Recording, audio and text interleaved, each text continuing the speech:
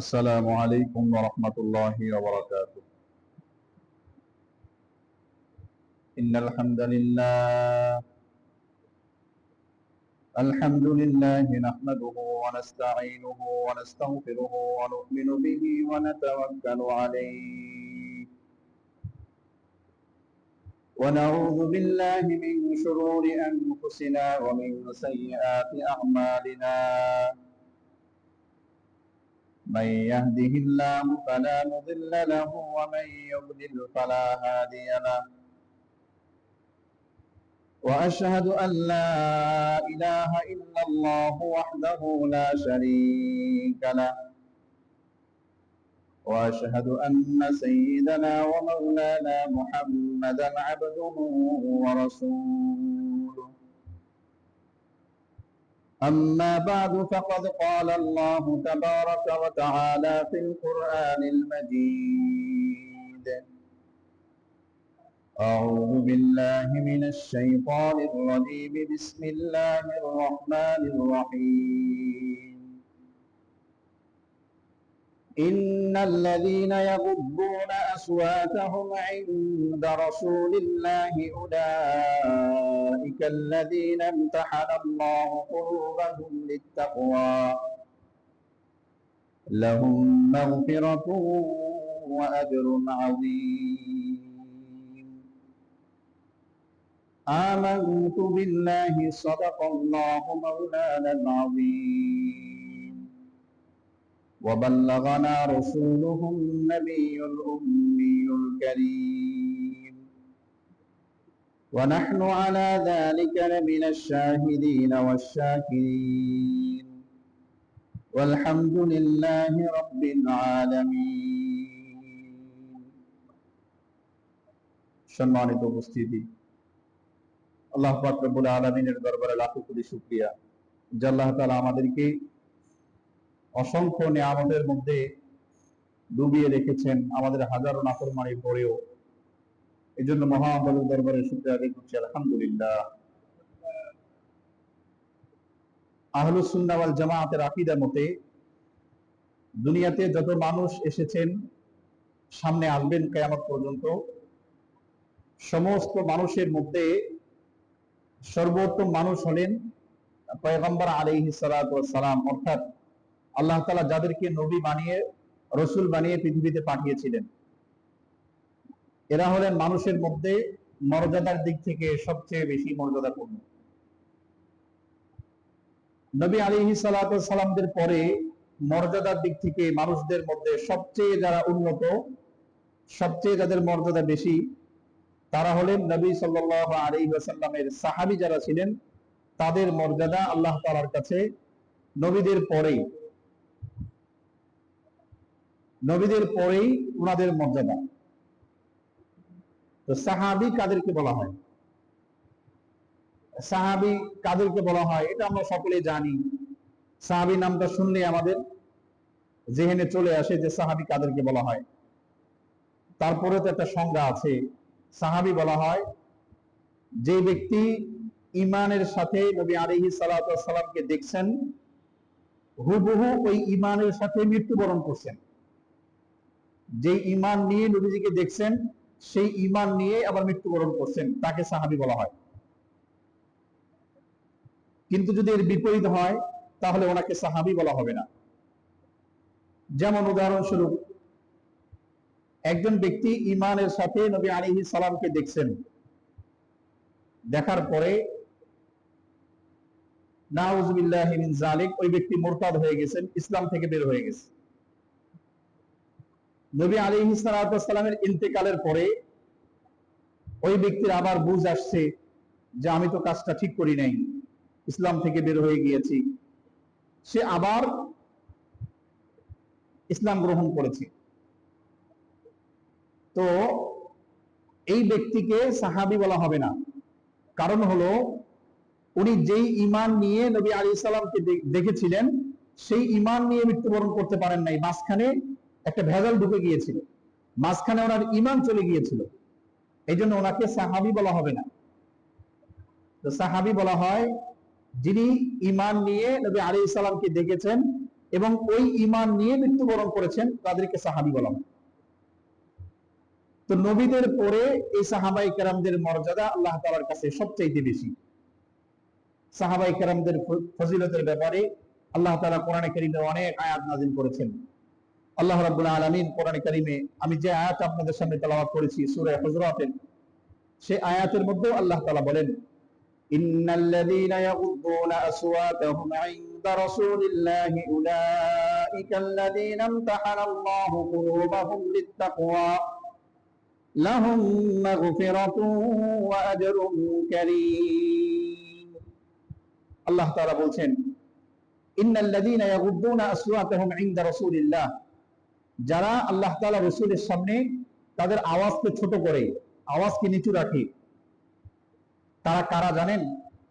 উলাইকাল্লাযীনা ইমতাহানাল্লাহু কুলুবাহুম লিত্তাকওয়া, তারা হচ্ছে ওই সমস্ত মানুষ যাদের অন্তরের ব্যাপারে আল্লাহ তাআলা, যাদের তাকওয়ার ব্যাপারে আল্লাহ তাআলা পরীক্ষা নিয়েছেন, এনারা পরীক্ষায় উত্তীর্ণ হয়েছেন এবং তাদের তাকওয়া, তাদের খোদাভীতি শুধুমাত্র বাহ্যিক না, অন্তর্গত দিক থেকে, অন্তরের দিক থেকেও তারা সঠিক তাকওয়ামান, সঠিক মুত্তাকি। আল্লাহ তাআলা এটা পরীক্ষা করে নিয়েছেন। তো সাহাবায়ে কেরামদের মর্যাদার ব্যাপারে আল্লাহ তাআলা কোরআনে কারীমে এরকম আরো আয়াত নাযিল করেছেন।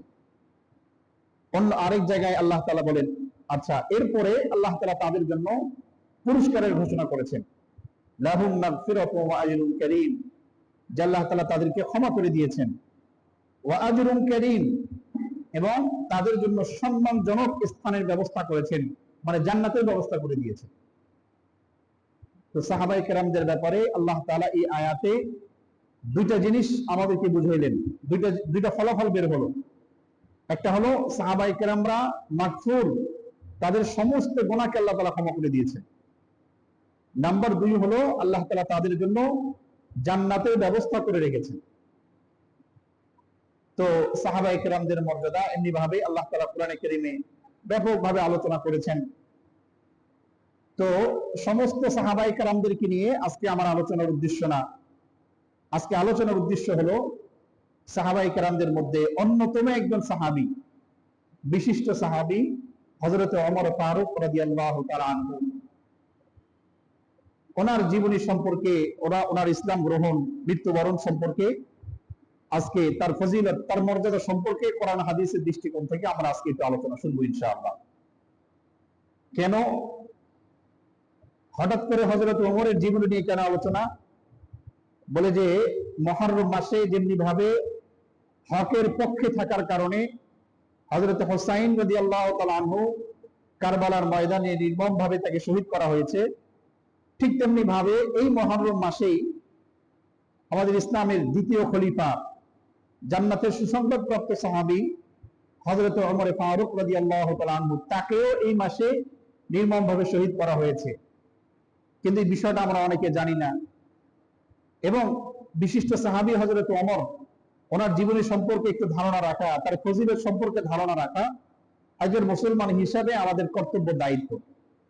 এই জন্যই সংক্ষিপ্ত ভাবে যতটুকু হয় আমরা হযরত ওমরের জীবনী সম্পর্কে আজকে আলোচনা করার, শোনার চেষ্টা করব ইনশাআল্লাহ।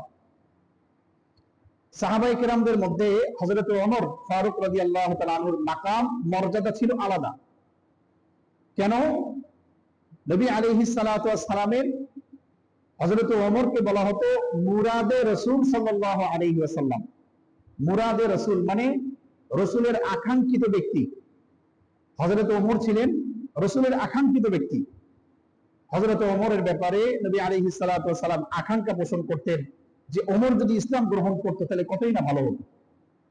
এবং আল্লাহ তাআলার কাছে নবী আলাইহিস সালাম বারবার দোয়া করতেছিলেন, আল্লাহুম্মা আইজ্জাল ইসলাম বিউমর ইবনুল খাত্তাব ওয়া আমর ইবনে হিশাম, যে হে আল্লাহ, আপনি ওমরের মাধ্যমে এবং আমর ইবনে হিশামের মাধ্যমে ইসলামকে শক্তিশালী করেন, মজবুত করেন। আমর ইবনে হিশাম হলো আবু জাহেল, আবু জাহেলের আসল নাম আমর ইবনে হিশাম। তো নবী আলাইহিস সালাম দোয়া করতেন। কিছুদিন পরে নবী আলাইহিস সালাম আবু জাহেলের ব্যাপারে দোয়া করা ছেড়ে দিয়েছেন, শুধু ওমরের ব্যাপারে দোয়া করতেন, আল্লাহুম্মা আইজ্জাল ইসলাম বিউমর ইবনুল খাত্তাব, হে আল্লাহ, আপনি ওমরের মাধ্যমে ইসলামকে সম্মানিত করেন, শক্তিশালী করেন। কেন ছেড়ে দিয়েছিলেন আবু জাহেলের ব্যাপারে? হয়তোবা ওহীর মাধ্যমে নবী আলাইহিস সালামকে জানানো হয়েছিল যে আবু জাহেলের কপালে ঈমান নাই, অতএব তার জন্য দোয়া করা ছেড়ে দেন। তো নবী আলাইহিস সালাতু ওয়াস সালামের আকাঙ্ক্ষিত ব্যক্তি ছিলেন হযরত ওমর ফারুক রাদিয়াল্লাহু তাআলা আনহু। এজন্য তার মাকাম ইসলামে অনেক বেশি ছিল, অনেক ফজিলত নবী আলাইহিস সালাতু ওয়াস সালাম তার বর্ণনা করেছেন হযরত ওমর ফারুক রাদিয়াল্লাহু তাআলা আনহু। তো নবী আলাইহিস সালাতু ওয়াস সালাম তো চাইতেন যে হযরত ওমর ইসলামে আসুক। এই চাওয়াটা কিভাবে কবুল হয়েছে দেখেন, একটু খেয়াল করলে বুঝবেন চাওয়াটা নবী আলাইহিস সালামের কিভাবে কবুল হয়েছে। নবী আলাইহিস সালামকে হত্যা করার ব্যাপারে ষড়যন্ত্র হচ্ছে, এবং সবচেয়ে বেশি যারা ষড়যন্ত্র করেছে তারা হচ্ছে ইহুদি। ইহুদিরা নবীজিকে হত্যা করার সবচেয়ে বেশি চেষ্টা করেছে। কিন্তু মক্কায় একবার হত্যার ষড়যন্ত্র হচ্ছে যে হযরত ওমরকে, নবী আলাইহিস সালামকে হত্যা করতে হবে, কারণ দিন দিন তার অনুসারী বাড়তেছে। আবু জেহেল বলল যে আমার অনুসারী কমতেছে, আমার তো নেতাগিরি শেষ হয়ে যাইতেছে, তো কি করতে হবে, যে মুহাম্মদকে হত্যা করে ফেলতে হবে সাল্লাল্লাহু আলাইহি ওয়াসাল্লাম। তো হত্যা করতে হবে। এখন হত্যা করবে কে? কারণ কাফেরদের মনে হিংসা ছিল নবী আলাইহিস সালামের ব্যাপারে, কিন্তু ওরাও জানতো, বুঝতো যে নবী সাধারণ কোনো মানুষ না, তাকে হত্যা করা সাধারণ কোনো ব্যাপার না। এজন্য কেউ রাজি হচ্ছে না যে কে হত্যা করবে নবীজিকে।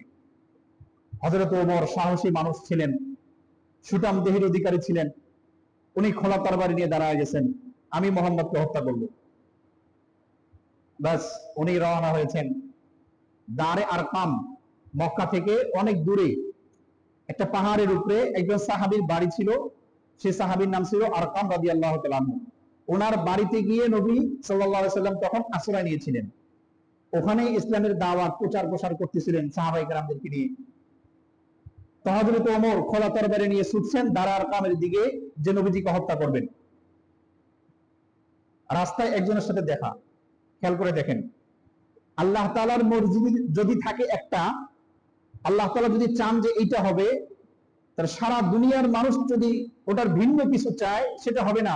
আল্লাহ তাআলা যেটা চান সেটাই হয়। তো হযরত ওমর খোলা তরবারি নিয়ে ছুটছেন, নবী আলাইহিস সালামকে হত্যা করবেন। রাস্তায় একজনের সাথে দেখা। সে জিজ্ঞাসা করতেছে, কি ব্যাপার, কই যাও, খোলা তরবারি নিয়ে কোথায় যাচ্ছ?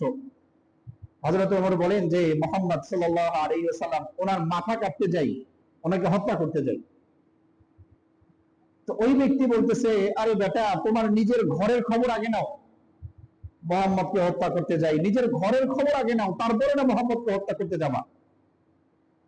হযরত ওমর বলেন, ঘরে কি হয়েছে, ঘরে কি সমস্যা?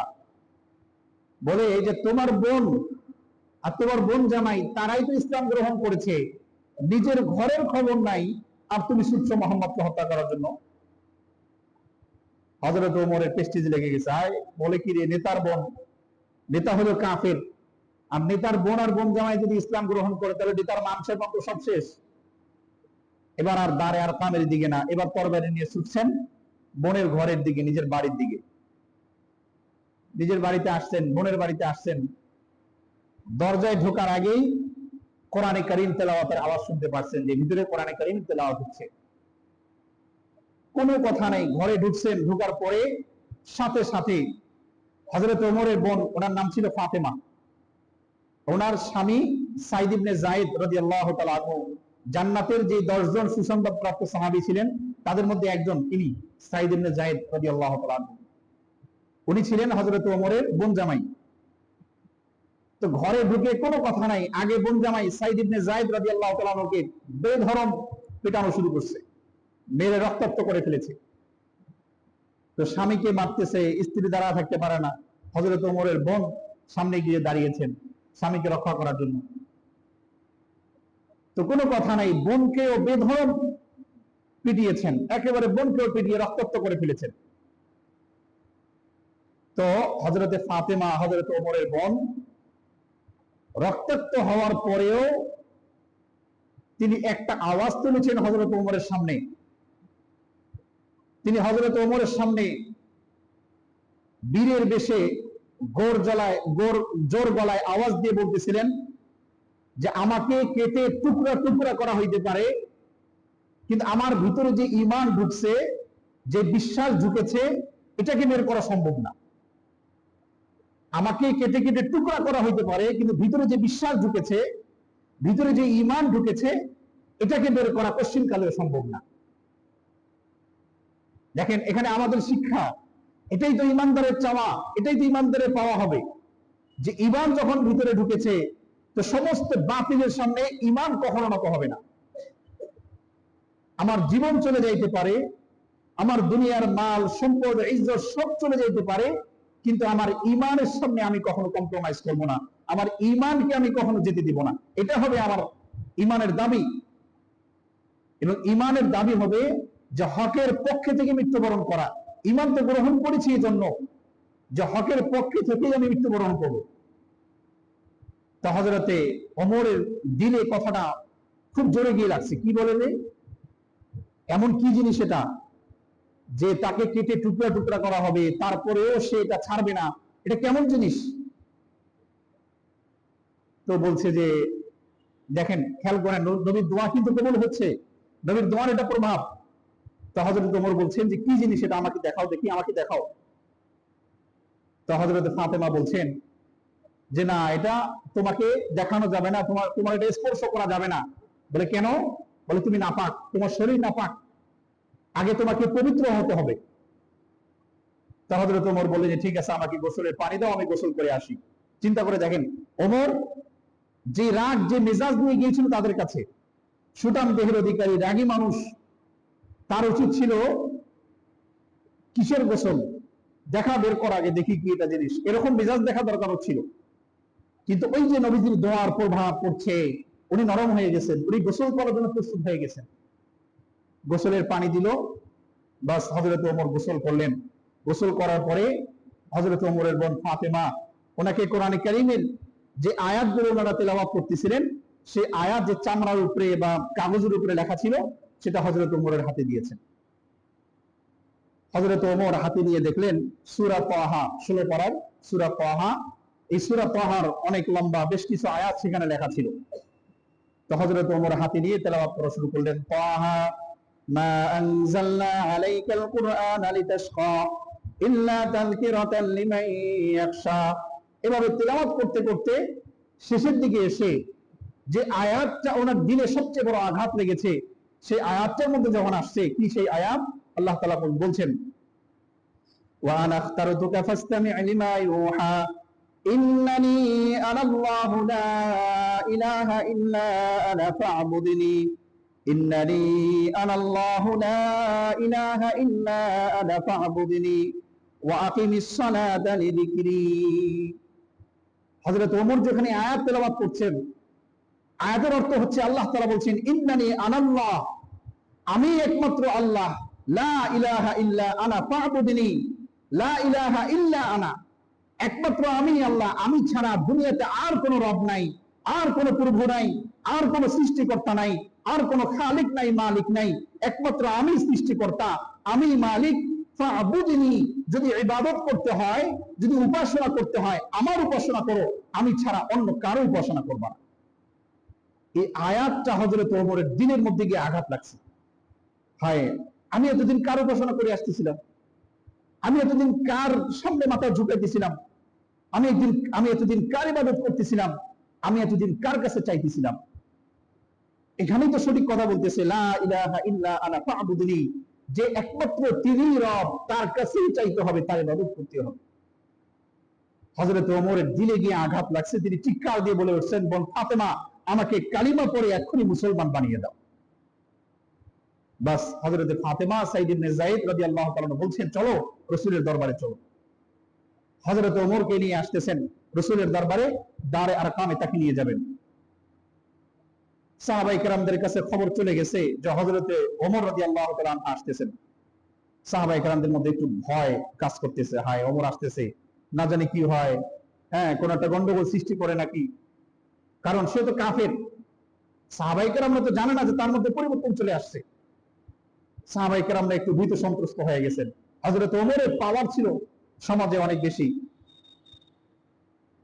কিন্তু এই দারে আর কামে আরেকজন বীর হযরতে হামজা রাদিয়াল্লাহু তাআলা আনহু সেখানে ছিলেন। হযরতে হামজা এগিয়ে আসলেন, দরজার কাছে দাঁড়িয়ে গেলেন, দাঁড়ায় সাহাবা ইকরামদের উদ্দেশ্য করে বললেন, সরে যাও, আমাকে এখানে থাকতে দাও, ওমর আসতেছে, তাকে আসতে দাও। যদি তার মনের নিয়ত ভালো থাকে তাহলে তো ভালো, যদি তার মনের নিয়ত খারাপ থাকে তাহলে তার তরবারি দিয়ে তাকে আমি শেষ করে দিই। নবী আলাইহিস সালাম এই সমস্ত সাহাবা ইকরামদের কাহিনী দূর থেকে দাঁড়ায় দাঁড়ায় দেখতেছেন আর মুস্কি মুস্কি হাসতেছেন, কারণ নবী তো বুঝে ফেলছেন যে দোয়ার প্রভাব শুরু হয়ে গেছে। হযরত ওমর হয়তো আসতেছে ইসলাম গ্রহণ করার জন্য, এখানে কোনো বিশৃঙ্খলা সৃষ্টি করার জন্য না। নবী বুঝে ফেলছেন এটা। হযরত ওমর দরজায় আওয়াজ দিয়েছেন, কে? আমি ওমর, দরজা খোলো। সাহাবায়ে কেরাম দরজা খুলে দিয়েছেন। হযরত হামজা দাঁড়িয়ে আছেন, দেখি ওমর কি করে। দরজা খোলার সাথে সাথে নবী আলাইহিস সালাতু ওয়াস সালাম পিছন থেকে আসছেন, এসে বলছেন, সরে যাও, আমাকে জায়গা করে দাও। হযরত ওমরের সামনে গিয়ে দাঁড়িয়েছেন, দাঁড়ায়া হযরত ওমরের বুকের মধ্যে একটা জোরে থাপ্পড় মেরে বলেছেন, ওমর বলো তুমি কি জন্য এখানে এসেছো? হযরত ওমর রাদিয়াল্লাহু তাআলা আনহু চোখের পানি ছেড়ে দিয়ে চিৎকার দিয়ে বলে উঠেছেন, ইয়া নবী আল্লাহ, ইয়া রাসূলুল্লাহ, আমি কোনো উদ্দেশ্যে আসি নাই, আমি এসেছি ইসলাম ধর্ম গ্রহণ করার জন্য। মেহেরবানি করে কালিমা পড়ে আমাকে মুসলমান বানায়া দাও। বাস হযরত ওমর কালিমা পড়ে নবী আলাইহিস সালাতু ওয়াস সালাম হযরত ওমরকে মুসলমান বানায়া দিলেন। হাদিসের মধ্যে আসছে, কিতাবের মধ্যে লিখেছে, হযরত ওমর রাদিয়াল্লাহু তাআলা আনহু ইসলাম গ্রহণের এই কথা শুনে সাহাবায়ে কেরামরা এত খুশি হয়েছেন, এত আনন্দিত হয়েছেন। আনন্দিত হওয়া মানে আনন্দ প্রকাশের জন্য, খুশি প্রকাশ করার জন্য তারা সকলে মিলে এত জোরে আল্লাহু আকবার, আল্লাহু আকবার এই স্লোগান এত জোরে দিয়েছিলেন, কিতাবের মধ্যে লিখেছে যে মনে হচ্ছে মক্কার সমস্ত পাহাড়ের মধ্যে একটা কম্পন সৃষ্টি হয়ে গিয়েছে। আজকে তো সমাজে কিছু মানুষ আছেন যারা আল্লাহু আকবারের ধ্বনি শুনলে কি হয়, মনের মধ্যে একটা ভিন্ন চিন্তা এসে যায়, মনে করে যেটা এটা একটা বিশেষ গোষ্ঠী, বিশেষ শ্রেণীর একটা তাকবীর, বিশেষ শ্রেণীর একটা স্লোগান। মনে রাখবেন, যারা মুসলমান এই চিন্তা তাদের ভিতরে আসতে পারে না। মুসলমানদের খুশির স্লোগান হলো এটা, মুসলমানদের আনন্দ প্রকাশের স্লোগান হলো এটা, মুসলমানদের ইমানের যে তেজদীপ্ততা আছে সেটা প্রকাশের স্লোগান হলো এটা, মুসলমানদের দিলের আওয়াজ হলো আল্লাহু আকবার। যেই মুসলমানের অন্তরে সামান্যতম ঈমান থাকবে সে কোশ্চিন কালেও এই তাকবীরকে বাদ দিতে পারে না, এই তাকবীরের বিরোধিতা করতে পারে না। কোন জালিম, কোন ফাসিক তার জবান থেকে এই তাকবীরকে কেড়ে নিতে পারবে না। এটা হলো নবী আলাইহিস সালাতু ওয়াস সালামের বাণী, যে তাকবীর এটা হলো মুসলমানদের হৃদয়ের স্পন্দন, এটা কিয়ামত পর্যন্ত মুসলমানদের মুখে থাকবে। এর মাধ্যমেই মুসলমানদের বিজয় এসেছে। সাহাবায়ে কেরামরা হযরত ওমরের ইসলাম ধর্ম গ্রহণ করার কথা শুনে তারা সকলে এরকম তাকবীর দেওয়া শুরু করেছেন, আল্লাহু আকবার, আল্লাহু আকবার। তাদের তাকবীর ধ্বনির আওয়াজ এত বেশি ছিল, কিতাবে লিখেছে মনে হচ্ছিল যে মক্কার পাহাড়গুলো তাদের তাকবীরের আওয়াজে কেঁপে উঠতেছিল। তো কাবার চত্বরে যে সমস্ত মুশরিকরা ছিল তারা বলতেছিল, কিরে হঠাৎ করে কি হইলো, মোল্লারা দেখি তাকবীর শুরু করছে, ঘটনা কি? হ্যাঁ, হঠাৎ করে দেখি চিল্লাচিল্লি শুরু করছে, ঘটনাটা কি? ওরা তো আর জানে না যে হযরত ওমর নবী আলাইহিস সালামকে হত্যা করতে এসে মুসলমান হয়ে গেছে। তারা বলে যে হযরত ওমর তো গেছে হত্যা করার জন্য, ঘটনা কি, এত চিল্লাচিল্লি করে কেন মোল্লারা? তো হযরত ওমর ইসলাম ধর্ম গ্রহণ করার পরেই নবী আলাইহিস সালামের কাছে গিয়ে বসছেন। দেখেন অ্যাকশন শুরু। নবী আলাইহিস সালামের কাঙ্ক্ষিত ব্যক্তি কেন ছিলেন তিনি? গেছেন, গিয়ে বলছেন, ইয়া রাসূলুল্লাহ, ইসলাম কি সত্য ধর্ম না? নবী রাসূল বললেন, হ্যাঁ সত্য ধর্ম। আপনি কি আল্লাহ তাআলার পক্ষ থেকে প্রেরিত সত্য নবী না? বলে, হ্যাঁ আমি তো সত্য নবী। বলে, আপনার কাছে যে ওহী অবতীর্ণ হয় সেটা কি সত্য না? বলে, হ্যাঁ এটা সত্য। যদি তাই হয়, আপনি সত্য নবী, ইসলাম সত্য ধর্ম, আপনার কাছে ওহী আসাটা সত্য, তাহলে এখানে আর লুকায়া লুকায়া কোনো ইবাদত চলবে না, লুকায়া লুকায়া ইসলামের প্রচার প্রসার চলবে না, লুকিয়ে লুকিয়ে ইসলামের দাওয়াত চলবে না। এখন ইসলামের দাওয়াত চলবে প্রকাশ্যে, এখন নামাজ আদায় করা হবে প্রকাশ্যে, এখন আজান দেওয়া হবে প্রকাশ্যে। চলেন, আর কোনো কথা নাই। বাস হযরত ওমরের নেতৃত্বে, নবী আলাইহিস সালাতু ওয়াস সালামের নেতৃত্বে দুইটা মিছিল বের হয়ে গিয়েছে। সরাসরি মিছিল গিয়ে চলে গেছে কোথায়? কাবা চত্বরে। বাস প্রকাশ্যে ইসলামের দাওয়াত শুরু হয়ে গিয়েছে, প্রকাশ্যে ইবাদত করা শুরু হয়ে গিয়েছে। এজন্য কেউ কেউ বলেন যে হযরত ওমর রাদিয়াল্লাহু তাআলা আনহুকে এই জন্য ফারুক বলা হয়। ফারুক, ওমরে ফারুক। ফারুক মানে হচ্ছে পার্থক্যকারী, হক এবং বাতিলের মাঝে পার্থক্যকারী। আগে ইসলাম গোপন ভাবে প্রচার করা হইতো, আগে ইসলামের ইবাদত গোপন ভাবে আদায় করা হইতো, এখন সেটা প্রকাশ্যে আদায় করা হচ্ছে। এজন্য কেউ কেউ বলেন যে হযরত ওমরকে ফারুক বলা হয় এজন্য যে তিনি হক এবং বাতিলের মাঝে পার্থক্য সৃষ্টি করে দিয়েছেন। কিন্তু কেউ কেউ বলেছেন যে না, এই জন্য না, অন্য একটা কারণে হযরত ওমরকে ফারুক বলা হয়। যেহেতু কথা চলে আসছে সেটাও বলে নিই। সেটা হলো, এক ইহুদি আর একজন মুসলমান, এই দুজনের মাঝে কোনো একটা বিষয় নিয়ে বাকবিতণ্ডা হয়েছে, ঝগড়া লেগেছে। এটার ফয়সালা করার জন্য নবী আলাইহিস সালামের কাছে আসছেন। নবী আলাইহিস সালাম ইহুদির পক্ষে রায় দিয়ে দিয়েছেন। তো ওই মুনাফিক, যে নামধারী মুসলমান ছিল মুনাফিক, সে বলছে আমি এই বিচার মানি না, চলো ওমরের কাছে যাই। সে মনে করছে যে হযরত ওমর তো শক্ত মনের মানুষ, তিনি ইহুদির পক্ষে কোনো রায় দিতে পারেন না, সে এটা মনে করছে। মানে আসল কথা হলো তার জমে টানতেছে, বুঝলেন, তার জমে তাকে টেনে হযরত ওমরের কাছে নিয়ে যাচ্ছে আর কি। তো সে ইহুদি বলল ঠিক আছে চলো যাই। আসছে, দুইজনে আসার পরে হযরত ওমরের সামনে দাঁড়ানোর পরে ইহুদি তো খুব ভালো করে জানে মুসলমানদের অবস্থা, এজন্য সে এসে ওই মুনাফিক কোনো কথা বলার আগেই সে হযরত ওমরকে বলতেছে যে এই বিচারের ব্যাপারে নবী আলাইহিস সালামের কাছে গিয়েছিলাম, তিনি একবার ফয়সালা দিয়ে দিয়েছেন, ফয়সালা আমার পক্ষে এসেছে। ইহুদি খুব ভালো করে জানে যে মুসলমানরা কখনো নবী, কখনো আল্লাহ তাআলা যে ফয়সালা, এর বিরোধিতা করবেন না। এজন্য সে মুনাফিক কিছু বলার আগেই হযরত ওমরকে জানায়া দিয়েছেন, আমরা একবার নবীর কাছে গিয়েছিলাম, ফয়সালা হয়ে গেছে, নবী ফয়সালা দিয়ে দিয়েছে, ফয়সালা ছিল আমার পক্ষে, ওর বিপক্ষে, এজন্য আপনার কাছে এসেছে। এজন্য মুসলমান যে হবে, মানে মুমিন যে হবে, সে কখনো আল্লাহ তাআলা এবং রাসূল যে ফয়সালা করেছেন, যে আইন প্রয়োগ করেছেন, এটার বিরোধিতা করতে পারে না। আল্লাহ তাআলা কোরআনে কারীমে বলেন, ওয়ামা কানা লিমুমিনিন ওয়ালা মুমিনাতিন ইযা কাদাল্লাহু ওয়া রাসূলুহু আমরান আন ইয়াকুনা লাহুমুল খিয়ারাতু মিন আমরিহিম। কোন মুমিন মুমিনার এই অধিকার নাই যে আল্লাহ তাআলা যখন কোন বিষয়ে ফয়সালা করে দেন, সেই বিষয়ে বিকল্প কোনো খোঁজা, সেই বিষয়ের বিকল্প কোনো কিছু চিন্তা করা, এটা কোনো মুমিনের জন্য এটা জায়েজ নাই। তো হযরত ওমর মুনাফিককে বললেন যে ব্যাপারটা কি এমন যে একবার রাসূলের কাছে গিয়েছিলা, হ্যাঁ, তোমার বিপক্ষে ফয়সালা হয়েছে, ইহুদির পক্ষে ফয়সালা হয়েছে, ব্যাপারটা কি এমন? মুনাফিক বলছে যে হ্যাঁ, আমরা একবার গিয়েছিলাম। তো হযরত ওমর বললেন যে ঠিক আছে, একটু অপেক্ষা করো, আমি আসতেছি। বাস, উনি ঘরে ঢুকছেন, ঘরে ঢুকে খোলা তরবারিটা নিয়ে এসেছেন, একটা কথা বলেন নাই, খোলা তরবারি নিয়ে এসে সাথে সাথে ওই মুনাফিকের গর্দানটা তার দেহ থেকে আলাদা করে দিয়েছে। কারণ ইসলামের ব্যাপারে হযরত ওমর যে পরিমাণ কঠোর ছিলেন, এই পরিমাণ কঠোর প্রাণ সাহাবী খুব কম পরিমাণে পাওয়া যায়। এতটা কঠোর ছিলেন ইনি। সমস্ত সাহাবায়ে কেরামরা ইসলামের ব্যাপারে এরকম ইসলামের ব্যাপারে নো কম্প্রোমাইজ, কোনো কম্প্রোমাইজ করেন না, কিন্তু কঠোর দিলওয়ালা, সত্য দিলওয়ালা হযরত ওমরের মতো কেউ ছিল না। এই জন্য হযরত ওমরকে ফারুক বলা হয়। হক এবং বাতিলের মাঝখানে উনি তরবারি দিয়ে ফয়সালা করে দিয়েছেন। তো হযরত ওমর রাদিয়াল্লাহু তাআলা আনহু ইসলাম গ্রহণ করার পরে নবী আলাইহিস সালাতু ওয়াস সালাম হযরত ওমরের অনেক ফাজাইল বর্ণনা করেছেন।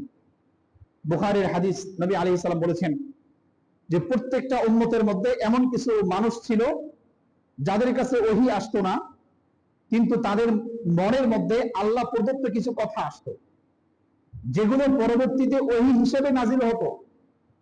মানে তাদের মনের চাহিদা, এটা হোক সমাজে, এটা হয় না কেন, দেখা যেত পরক্ষণেই আল্লাহ তাআলার পক্ষ থেকে বিধানটা নাজিল হয়ে যেত। তো নবী আলাইহিস সালাম বলেন যে প্রত্যেকটা উম্মতের মধ্যে এমন কিছু ব্যক্তি ছিল যাদেরকে মুহদাসুন বলা হয়। আমার উম্মতের মধ্যে এমন একজন আছে, তিনি হলেন হযরত ওমর ফারুক রাদিয়াল্লাহু তাআলা আনহু। উনি দিলে কিছু চাইতেছেন, আকাঙ্ক্ষা করতেছেন, কিছুক্ষণ পরেই দেখা গেল যে আল্লাহ তাআলা হুবহু এই বিধানটা মুসলমানদের জন্য নাজিল করে দিয়েছেন। এরকম অনেক নজির আছে। সংক্ষিপ্ত সময়ে 2-3টা নজির আপনাদের সামনে পেশ করার চেষ্টা করব ইনশাআল্লাহ। এক নম্বর হলো, দেখেন, উহুদ যুদ্ধে যখন মুসলমানদের বদরের যুদ্ধে মুসলমানদের সাথে যখন কাফেরদের যুদ্ধ হলো, সেই যুদ্ধে কাফেরদের 70 জন নিহত হয়, 70 জন বন্দী হয়, 70 জন নিহত হয়, 70 জন বন্দী হয়। তো যেই 70 জন নিহত হয়েছিল তাদের মধ্যে 20 থেকে 24 জন বড় বড় নেতা টাইপের ছিল মানুষ, বড় বড় নেতা ছিল 24 জন যারা নিহত হয়েছে। যারা গ্রেফতার হয়েছে এদের মধ্যেও নেতা টাইপের কিছু মানুষ ছিল। হযরত আব্বাস রাদিয়াল্লাহু তাআলা নবীজির চাচা, ওনার মতো মানুষও ওই বন্দীদের মধ্যে ছিলেন। তো বন্দীদের ব্যাপারে কি ফয়সালা হবে, নবী আলাইহিস সালাতু ওয়াস সালাম সাহাবায়ে কেরামদের সাথে মশওয়ারা করলেন। হযরত আবু বকর সিদ্দিক রাদিয়াল্লাহু তাআলা নরম দিনের মানুষ ছিলেন। উনি বললেন যে কিছু মুক্তিপণ নিয়ে, কিছু বিনিময় নিয়ে এদেরকে ছেড়ে দেওয়া যেতে পারে। কিন্তু হযরত ওমর ফারুক বললেন যে না, এদেরকে ছেড়ে দেওয়া যাবে না, কারণ এরা ইসলামকে নিশ্চিহ্ন করার জন্য এসেছিল। যারা ইসলামকে নিশ্চিহ্ন করার চেষ্টা করে, দুনিয়া থেকে মিটাইয়া দেওয়ার চেষ্টা করে, এদের দুনিয়াতে থাকার অধিকার নাই, এদের সকলকে হত্যা করে দিতে হবে। নবী আলাইহিস সালাতু ওয়াস সালাম হযরত ওমরকে বুঝাইলেন যে দেখো, আল্লাহ তাআলা এদেরকে আমাদের পদানত করেছেন, আমাদের পায়ের নিচে নিয়ে এসেছেন, অতএব এদের সাথে একটু নরমি ব্যবহার করা দরকার। নবী আলাইহিস সালাতু ওয়াস সালাম ফয়সালা দিয়ে দিলেন যে ঠিক আছে, যারা গ্রেফতার হয়েছে তাদের মধ্য থেকে যারা মুক্তিপণ দিতে পারবে তারা মুক্তিপণ দিয়ে তাদেরকে মুক্ত করে দেওয়া হবে। আর যারা মুক্তিপণ দিতে পারবে না, তারা আমাদের গোত্রের যে কিছু লোক আছে অশিক্ষিত মূর্খ, তাদেরকে শিক্ষা দিবে, শিক্ষার বিনিময়ে তাদেরকে মুক্তি দেওয়া হবে। নবী আলাইহিস সালাম ফয়সালা দিয়ে দিলেন। কিন্তু হযরত ওমরের দিনের চাহাত ছিল কি এদেরকে হত্যা করা হবে। ঠিক আল্লাহ তাআলার সাথে সাথে ওহী নাযিল করে দিলেন যে মা কানা লিনাবিয়্যিন আন ইয়াকুনা লাহু আসরা হাত্তা ইউসকিনা ফিল আরদ তুরিদুনা আরাদাদ দুনিয়া ওয়াল আখিরাহ তুরিদুনা আরাদাদ দুনিয়া ওয়াল্লাহু ইউরিদুল আখিরাহ ওয়াল্লাহু আজিজুন হাকীম। আল্লাহ তাআলা আয়াত নাযিল করলেন যে না, আয়াতের সারমর্ম হচ্ছে যে যারা দুনিয়া থেকে আল্লাহ তাআলার দ্বীনকে মিটিয়ে দেওয়ার জন্য চেষ্টা করবে, এদেরকে আপনার হাতে বন্দী রাখার চাইতে, এদেরকে আপনার হাতে কয়েদি রাখার চাইতে এদের রক্ত প্রবাহিত করে এদেরকে শেষ করে দেন, এটাই হচ্ছে আল্লাহ তাআলার চাহাত। এবং হযরত ওমরের দিলের আকাঙ্ক্ষা এটা ছিল। এক, দুই নাম্বার, এটা হলো হযরত ওমরের দিলের চাহাতের সঙ্গে আল্লাহ তাআলা দেখেন বিধান নাযিল করতেছে, এগুলো আলোচনা হচ্ছে, এটা গেল এক নাম্বার। দুই নাম্বার, পর্দার আয়াত তখন নাযিল হয় নাই। মক্কায় থাকাকালীন সময়, মদিনায় মানে পরবর্তীতে মক্কার আয়াত তখন নাযিল, পর্দার আয়াত তখন নাযিল হয় নাই। নবী আলাইহিস সালামের দরবারে বাড়িতে অনেক মানুষরা আসেন, সাহাবায়ে কেরামরা আসেন, বিভিন্ন গোত্রের নেতারা আসেন, নবীর বাড়িতে নবীর স্ত্রীরা থাকেন। তো পর্দার আয়াত যেহেতু নাযিল হয় নাই, বিভিন্ন মানুষ নবীর স্ত্রীদেরকে দেখে, সামনে আসে, এটা হযরত ওমরের কাছে ভালো লাগতেছে না, যে এটা কেমন, বাহিরের মানুষরা আসবে, নবীদের স্ত্রীদেরকে দেখবে, কন্যাদেরকে দেখবে, এটা হতে পারে না।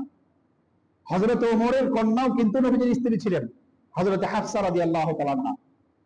দেখেন, চারজন বিশিষ্ট খলিফা, হযরত আবু বকর ইনিও ছিলেন নবীজির শ্বশুর, হযরত ওমর ইনিও ছিলেন নবীজির শ্বশুর, হযরত ওসমান ইনি ছিলেন নবীজির জামাতা, হযরত আলী ইনিও ছিলেন নবীজির জামাতা। তো হযরত ওমরের কাছে এটা ভালো লাগতেছে না, যে এটা কেমন কথা, মনে হয় যে পর্দার আয়াত, পর্দার বিধান থাকলে ভালো হতো। নবী আলাইহিস সালাতু ওয়াস সালাম কিছু বলতে পারতেছেন না, কারণ ওহী তো নাযিল হয় নাই। ওহী ছাড়া তো আল্লাহ তাআলা আদেশ ছাড়া তো নবী আলাইহিস সালাম কোনো কথা বলেন না। একজন শায়ের, একজন কবি, উনি খুব সুন্দর করে বলতেছিলেন, মুহাম্মদ হারগিজ না গুফতা তানা গুফতা জিবরাইল, জিবরাইল তানা গুফতা রব জলিল। একজন কবি বলতেছিলেন যে মুহাম্মদ সাল্লাল্লাহু আলাইহি ওয়াসাল্লাম ততক্ষণ পর্যন্ত কোনো কথা বলেন না, ততক্ষণ পর্যন্ত কোনো বিধান মানুষের সামনে উপস্থাপন করেন না, যতক্ষণ না জিবরাইল তার কাছে সংবাদ নিয়ে আসে। আর জিবরাইল ততক্ষণ পর্যন্ত কোনো কথা বলেন না যতক্ষণ না আল্লাহ তাআলা থেকে আদেশ না করেন। তো আল্লাহ তাআলার আদেশ হয় নাই, নবী আলাইহিস সালামের জন্য পর্দার বিধান বলতে পারতেছেন না। কিন্তু হযরত ওমরের দিলের চাহাত, যে পর্দার আয়াত নাযিল হলে বড় ভালো হবে। বাস আল্লাহ তাআলার পক্ষ থেকে পর্দার বিধানের আয়াত নাযিল হয়ে গিয়েছে। ইয়া আইয়ুহান নাবিয়্যু কুল লিআজওয়াজিকা ওয়া বানাতিকা ওয়া নিসাইল মুমিনিনা ইউদিনিনা আলাইহিন্না মিন জালাবিবিহিন যালিকা আদনা আন ইউরাফনা ফালা ইউযাইন ওয়া কানা আল্লাহু গফুরার রহিমা। আল্লাহ তাআলার পক্ষ থেকে আয়াত নাযিল হয়ে গিয়েছে। কি আয়াত? আল্লাহ তাআলা নবী আলাইহিস সালাতু ওয়াস সালামকে আদেশ দিয়েছেন, ইয়া আইয়ুহান নাবিয়্যু, হে নবী, কুল লি আজওয়াজিকা ওয়া বানাতিক, আপনি আপনার স্ত্রী, আপনার সন্তান, মেয়ে সন্তান যারা আছে তাদেরকে, এবং মুসলমান রমণী যারা আছে তাদেরকে আদেশ করেন। কি আদেশ করেন? যে ইউদিনিনা আলাইহিন্না মিন জালাবিবিহিন, তারা যেন তাদের চেহারার সামনে, শরীরের উপরে মোটা একটা জিলবাব, মোটা একটা চাদর ঝুলিয়ে দেয়। তারা যেন তাদের শরীরের উপরে মোটা একটা চাদর ঝুলিয়ে দেয়, মানে পর্দা করে। এর দ্বারা ফায়দা কি হবে? ফায়দা কি হবে? বলতেছে যালিকা আদনা আইয়ুরাফনা, তাদেরকে চেনার ক্ষেত্রে সহজ হবে যে এরা মুসলমান মহিলা, এরা সম্ভ্রান্ত পরিবারের মহিলা। ফালা ইউদাইন, তাদেরকে কেউ আর উত্তেজিত করবে না, আর ইফতিজিং করবে না, তাদেরকে কেউ বিরক্ত করবে না। এটা কোরআনের আয়াত, এটা কোরআনের বিধান। দেখেন আজকে আমাদের সমাজে ইফতিজিং রোধ করতে, ধর্ষণের মতো একটা বিশাল পাপ রোধ করতে, এরকম ভাবে এসিড নিক্ষেপের মতো একটা বিশাল একটা পাপ, এটা রোধ করতে আমরা বিভিন্ন প্রকার আইন প্রয়োগ করে থাকি। কিন্তু বাস্তবতা হলো সমস্ত আইন প্রয়োগ করেও এইগুলোকে বন্ধ করা যাবে না যতক্ষণ পর্যন্ত না আল্লাহ তাআলার বিধান, পর্দার বিধানকে, শালীন পোশাকের বিধানকে আপনি সমাজে বাস্তবায়ন না করবেন, ততক্ষণ পর্যন্ত এগুলোকে রোধ করা যাবে না। আপনি যদি শালীন পোশাকের বিধানকে আজকেই সমাজে বাস্তবায়ন করেন, আপনি দেখবেন আল্লাহ রাব্বুল আলামিন এই বিধান বাস্তবায়ন করার বরকতে সমাজ থেকে এই সমস্ত পাপগুলো আল্লাহ তাআলা উঠাইয়া দিবেন। সমাজে বেহায়াপনা, বেরেল্লেপনা এটা বাড়তেছে কেন? এই বেপরদেগির কারণেও এটা বাড়তেছে। মানুষের মেজাজ পরিবর্তন হয়ে যাচ্ছে এগুলো দেখার কারণে। তো হযরত ওমরের চাহিদা অনুযায়ী আল্লাহ তাআলার পক্ষ থেকে এরকম ভাবে আপনার বিধান নাজিল হয়ে গেল। আরো অনেকগুলো ছিল। আর আরেকটা বলছি, আব্দুল্লাহ ইবনে উবাই ইবনে সালুল, মুনাফিকদের সর্দার, মুনাফিকদের নেতা আব্দুল্লাহ ইবনে উবাই ইবনে সালুল, যে নামধারী মুসলমান কিন্তু আসলে মুসলমান, আসলে মুনাফিক, তার ইন্তেকাল হয়ে গেছে। এই আব্দুল্লাহ ইবনে মুনাফিক, আব্দুল্লাহ ইবনে উবাই ইবনে সালুল, এনার সন্তান, এর সন্তান, ওনার নামও আব্দুল্লাহ। আব্দুল্লাহ ইবনে উবাই ইবনে সালুল, এনার সন্তানের নামও আব্দুল্লাহ, বাবার নামও আব্দুল্লাহ, ছেলের নাম আব্দুল্লাহ। তো বাবা ছিল মুনাফিক, কিন্তু ছেলে ইনি সাহাবী, নবী আলাইহিস সালামের সাহাবী। তো মারা যাওয়ার পরে ওই আব্দুল্লাহ নবী আলাইহিস সালামের কাছে আসছেন, এসে বলতেছেন, ইয়া রাসূলুল্লাহ, আমার পিতা ইন্তেকাল করেছেন, মেহেরবানি করে আমার পিতার জানাজাটা আপনি একটু পড়ায়া দেন। তো নবী আলাইহিস সালাম চিন্তা করলেন যে আব্দুল্লাহ তো ভালো মানুষ, আমার সাহাবী, তার পিতা যেহেতু ইন্তেকাল করেছে, তো সাহাবীর মন রক্ষার জন্য তিনি জানাজার নামাজ পড়তে গিয়েছেন। জানাজায় যাবেন, উপস্থিত হয়েছেন জানাজায়। কিন্তু হযরত ওমর, ওনার মন মানতেছে না। আরে মুনাফিক, ইসলামের বিরোধিতা করে এসেছে, ইসলামের শত্রুতা করে এসেছে, ইসলামকে নিশ্চিহ্ন করার পায়তারা করে এসেছে, তার জানাজা রাসূল পড়াবেন, এটা হইতে পারে না। ওনার জিদ উঠে গেছে, উনি খালি আশপাশে ঘুরতেছেন, নবীজির আশপাশে, কিন্তু কিছু বলতে পারতেছেন না, কারণ নবীজি তো ফয়সালা দিয়ে দিয়েছেন যে তিনি জানাজা পড়াবেন, কিছু বলতে পারতেছেন না, খালি আশপাশে ঘুরতেছেন। তো সহ্য করতে না পেরে একটু পরে নবী আলাইহিস সালামের কানে কানে গিয়ে বলতেছেন, ইয়া রাসূলুল্লাহ, এই আব্দুল্লাহ ইবনে উবাই ইবনে সালুল এ কি মুনাফিক না? তো নবীজি বলেন যে হ্যাঁ, এ তো মুনাফিক। তো হযরত ওমর বলতেছেন যে আমার মন চাচ্ছে না যে আপনি তার নামাজটা পড়ান। তো নবীজি কিছু বলেন নাই তখনও। তো আল্লাহ তাআলার পক্ষ থেকে বিধান নাযিল হয়ে গেছে। হযরত জিবরাইল আলাইহিস সালাতু ওয়াস সালাম আয়াত নিয়ে হাজির হয়ে গেছেন। কি আয়াত? ওয়ালা তুসাল্লি আলা আহাদিন মিনহুম মাতা আবাদান ওয়ালা তাকুম আলা কবরি ইন্নাহুম কাফারু বিল্লাহি ওয়া রাসূলি ওয়া মাতু ওয়া হুম ফাসিকুন। আল্লাহ তাআলার পক্ষ থেকে বিধান নাযিল হয়ে গিয়েছে যে যারা বেঈমান অবস্থায়, যারা কাফের মুরতাদ অবস্থায়, যারা মুনাফিক অবস্থায় মৃত্যুবরণ করবে, হে নবী, হে মুসলমানরা, তোমরা ওদের জানাজা পড়া তো দূরের কথা, ওদের লাশের সামনে সম্মান নিয়ে দাঁড়ানো, ওদের লাশের সামনে সম্মান দেখানোর জন্য দাঁড়ানো, এটাও তোমাদের জন্য জায়েজ নাই, এটা হারাম, এটা হারাম, এটা হারাম। চিন্তা করে দেখেন, আজকে আমাদের সমাজে বিভিন্ন অজুহাতে এমনটা হচ্ছে। রাজনৈতিক অজুহাতে, সামাজিক যে আপনার ভ্রাতৃত্ববোধ, এটাকে সামনে রেখে, সামাজিক বন্ধন, এটার অজুহাত করে আমরা বেধর্মীরা যখন মৃত্যুবরণ করে, তাদের মৃত্যুবরণ করার পরে আমরা শোক প্রকাশ করি। তাদের মৃত্যুবরণ করার পরে আমরা তাদের সম্মানার্থে তাদের কবরের সামনে, তাদের লাশের সামনে গিয়ে দাঁড়াই। এটা সম্পূর্ণরূপে ইসলামে হারাম, এটা কখনো জায়েজ না, এটা কঠিন একটা হারাম কাজ। এটারও আগ বাড়িয়ে অনেক আধুনিক মুসলমান আমরা কি করি, কোন কাফির বড় নেতা যখন মারা যায়, তখন আমরা তাকে লিখি কি রেস্ট অ্যান্ড পিস, মানে ওপারে ভালো থাকেন, তার জন্য দোয়া করে রেস্ট অ্যান্ড পিস, ওই পারে আপনি ভালো থাকেন। আরে ভাই, যার জন্য আপনি দোয়া করতেছেন ওই পারে আপনি ভালো থাকেন, খোঁজ নিয়ে দেখেন সে ওই পারে বিশ্বাসই করে না, সে নাস্তিক, সে মনে করে পরকাল বলতে কিছু নাই, কিন্তু আপনি তার জন্য দোয়া করতেছেন রেস্ট অ্যান্ড পিস, ওই পারে গিয়ে ভালো থাকেন।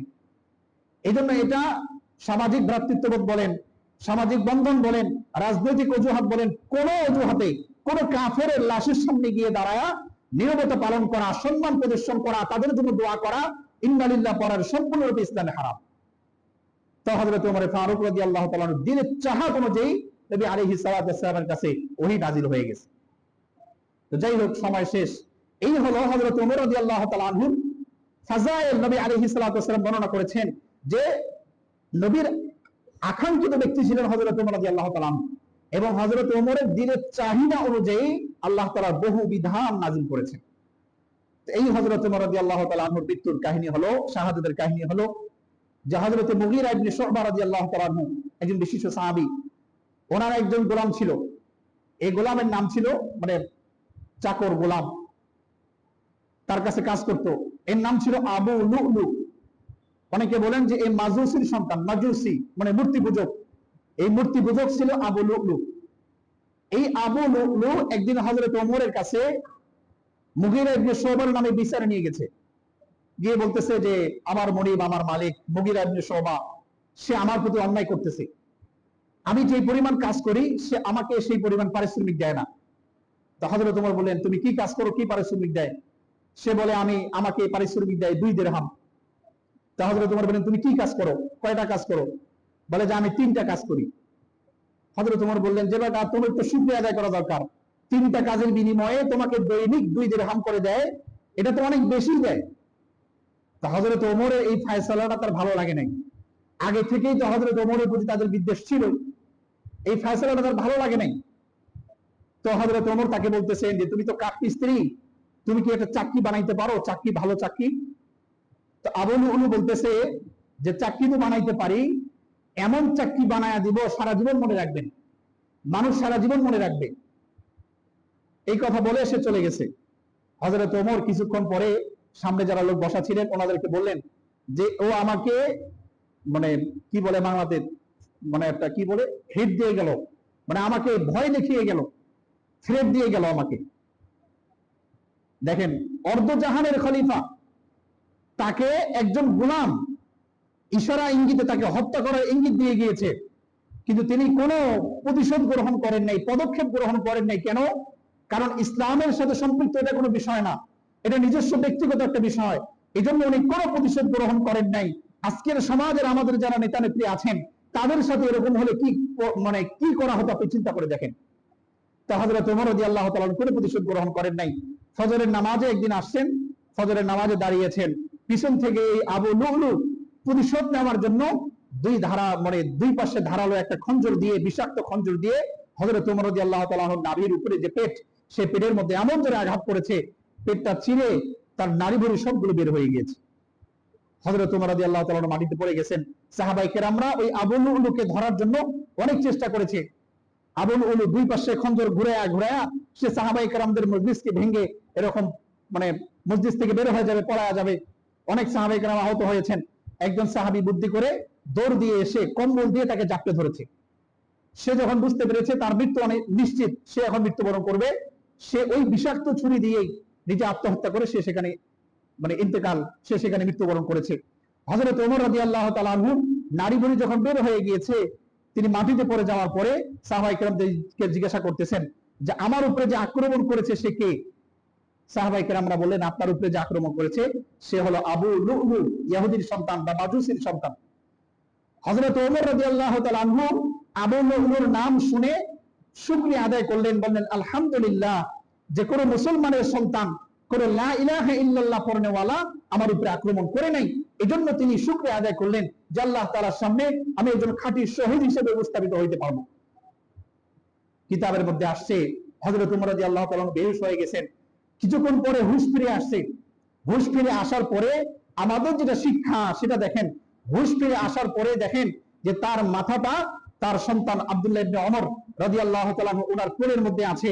তো উনি হযরত আব্দুল্লাহ ইবনে ওমরের কোল থেকে মাথাটাকে সরায়া মাটির মধ্যে মাথাটা নিয়েছেন, আর গালটাকে ঘুষতেছেন আর বলতেছেন, কাঁদতেছেন আর বলতেছেন, ওয়াইলুল লাকা ইয়া উমর ইল্লাম ইয়াগফির লাকা রাব্বুক, ওয়াইলুল লাকা ইয়া উমর ইল্লাম ইয়াগফির লাকা রাব্বুক। হে ওমর, যদি তোমার রব তোমাকে ক্ষমা না করে তাহলে তোমার জন্য কঠিন দিন অপেক্ষা করতেছে। তোমার রব যদি তোমাকে ক্ষমা না করে তাহলে তোমার জন্য কঠিন দিন অপেক্ষা করতেছে। কোন মানুষ কাঁদতেছে মাটির মধ্যে গাল লাগায় মৃত্যুর আগে? দেখেন, যে মানুষের ব্যাপারে নবী আলাইহিস সালাতু ওয়াস সালাম জান্নাতের সুসংবাদ দিয়েছেন, যিনি অর্ধ জাহানের খলিফা ছিলেন, যার জান্নাতের বাড়ি নবী আলাইহিস সালাতু ওয়াস সালাম মেরাজের রজনীতে জান্নাতের বাড়ি দেখে এসেছেন, এই ওমর রাদিয়াল্লাহু তাআলা আনহু, যার এত ফজিলত নবী আলাইহিস সালাম বর্ণনা করেছেন, তিনি মৃত্যুর আগে নিজের গালটাকে মাটির সাথে লাগায়া কাঁদতেছেন আর বলতেছেন, ওয়াইলুল লাকা ইয়া উমর ইল্লাম ইয়াগফির লাকা রাব্বুক। হে ওমর, তোমার রব যদি তোমাকে ক্ষমা না করে তাহলে তোমার জন্য কঠিন দিন অপেক্ষা করতেছে। তাহলে এত বড় মানুষ হওয়ার পরেও পরকালের ব্যাপারে যদি তার এমন চিন্তা থাকে, তাহলে আমার আপনার কি চিন্তা করা উচিত, আমার আপনার কি রকম প্রস্তুতি গ্রহণ করা উচিত। আল্লাহ তাআলা আমাদেরকে বিষয়গুলো বুঝিয়ে আমল করার তৌফিক দান করুন। ওয়া আখিরু দাওয়ানা আলহামদুলিল্লাহি রাব্বিল আলামিন। যারা সুন্নাত পড়েন কবর জুমা সাদাকা সুন্নাত পড়েন।